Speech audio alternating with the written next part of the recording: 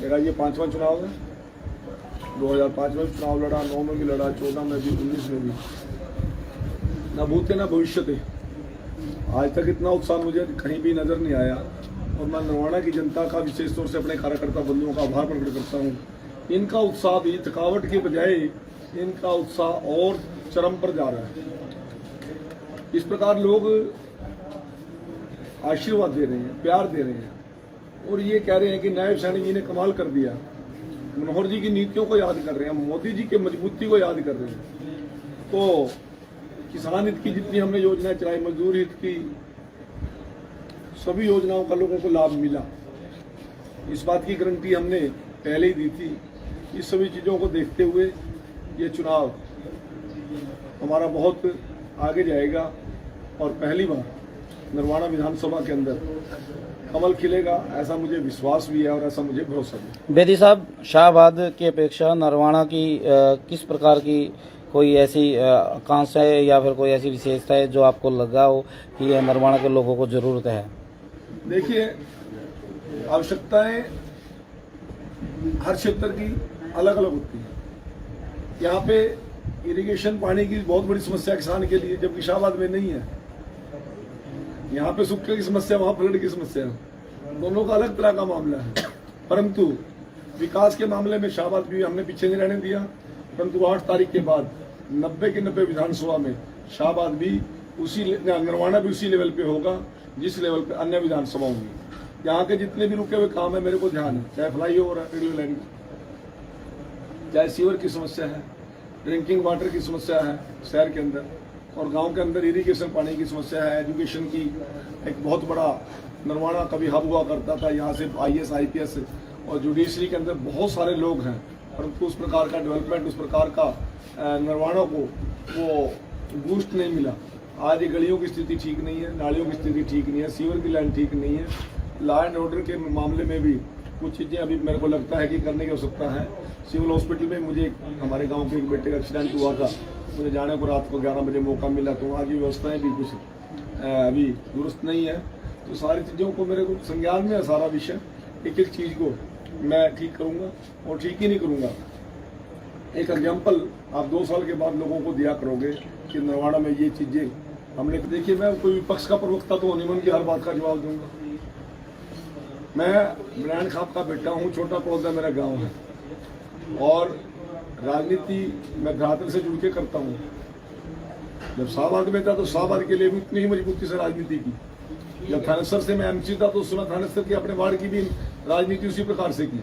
जब मैं यूनिवर्सिटी में चुनाव लड़ा 89 के अंदर, वहां भी मैं पूरी प्रतिबद्धता से मैंने काम किया। और जब रादौर में यमुनानगर जिले की विधानसभा में 2005 में जाकर चुनाव लड़ा, उनके प्रति उतना जवाब देता।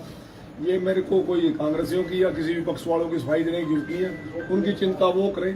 मैं नरवाना के लिए पूरी तरह प्रतिबद्ध हूँ और नरवाना की जो जिम्मेवारी जनता यदि मुझे देगी तो उस जिम्मेवारी को मैं निर्वहन करूंगा, जिम्मेदारी से करूंगा, शिद्दत से करूंगा और पूरी मजबूती के साथ करूंगा।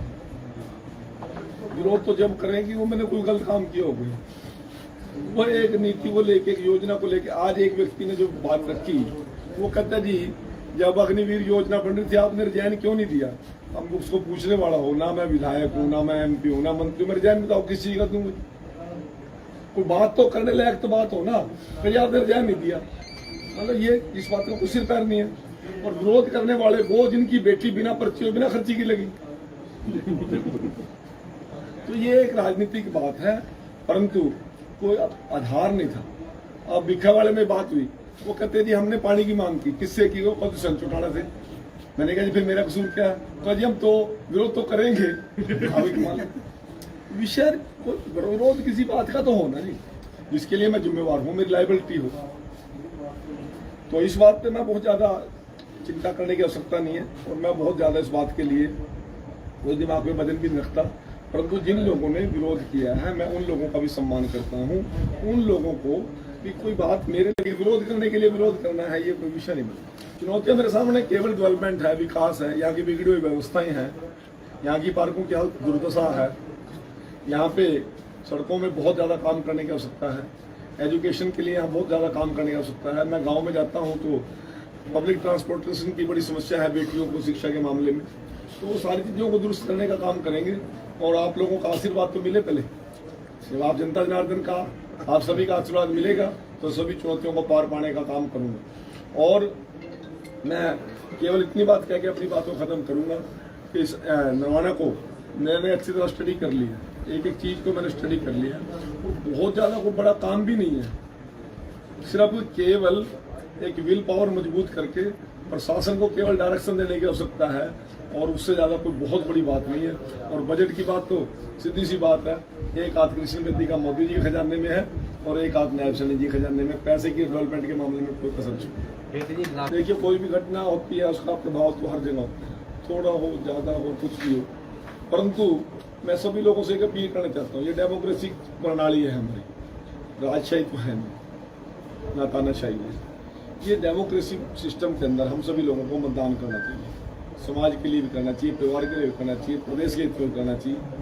मैं सभी से ये कहता हूँ कि हरियाणा प्रदेश की चॉइस कोई भी हो सकती है आपकी, परंतु एक तो हमें मतदान करना चाहिए, इसकी मैं भी अपील करता हूँ। और मतदान भी शांतिपूर्वक तरीके से हो, सौहार्दपूर्ण तरीके से हो, भाईचारे की और एकता बढ़ाने के लिए हो। किसी गंदी सोच को लेकर या किसी विषय को लेकर यदि हम कहें नहीं हम तो मतदान भी नहीं करेंगे, तो लोकतंत्र कमजोर होगा। जिस प्रकार से अन्य देशों में ये घटनाएं घटी हैं, अफगानिस्तान में भी घटी है, पिछले दिनों बांग्लादेश में भी घटी है, श्रीलंका में भी घटी है, अन्य कई देशों में घटनाएं घट रही हैं।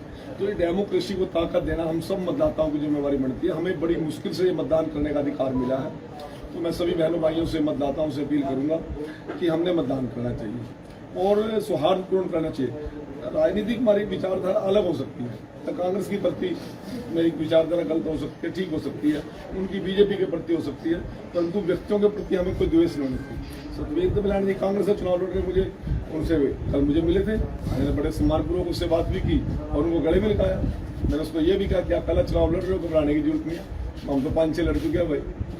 दूसरा, विद्या देवी चुनाव लड़ रही है, वो भी हमारी बहन है, हमारी बेटी है, हो सकता है मेरे से छोटी हो, तो उनके प्रति हमारा सम्मान है। और जितने भी लोग चुनाव लड़ रहे हैं सभी के प्रति सम्मान हमें रखना चाहिए और एक दूसरे की भावनाओं का हमने ध्यान भी रखना चाहिए।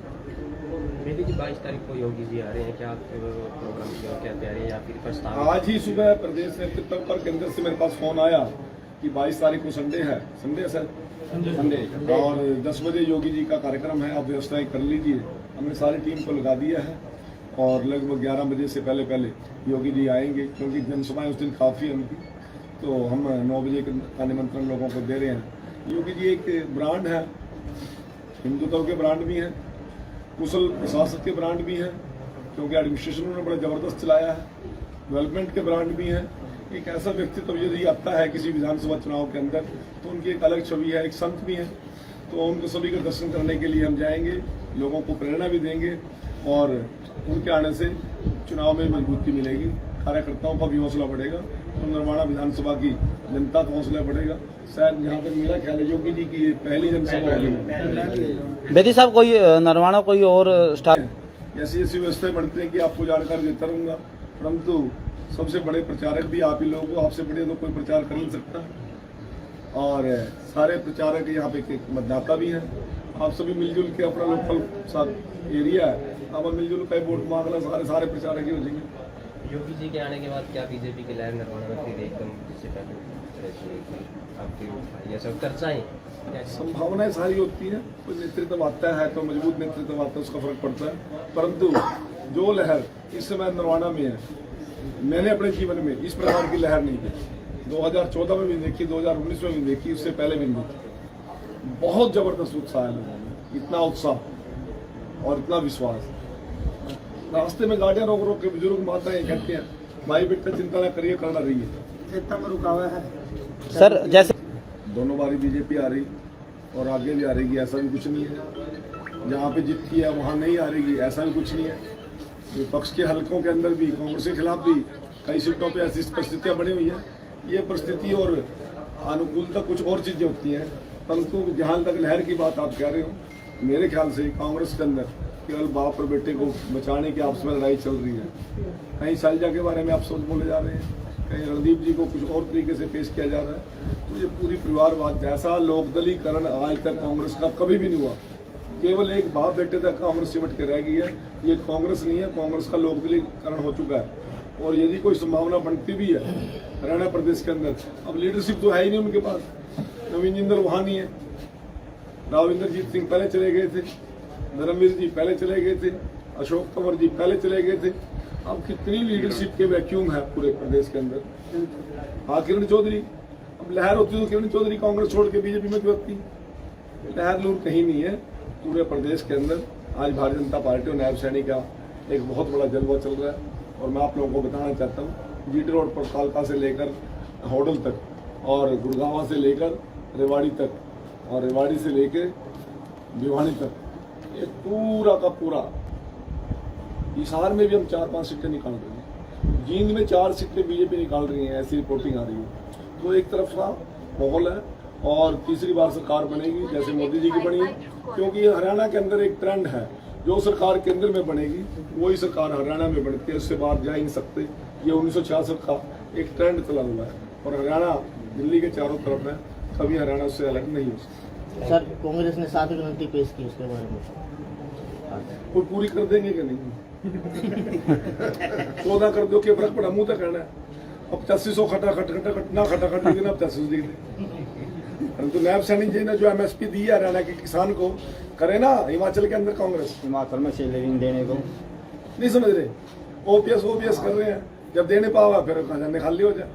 लेना दूना कुछ नहीं है, कांग्रेस ने बिना वजह की बातें करनी होती है, क्योंकि उनकी कोई जिम्मेवारी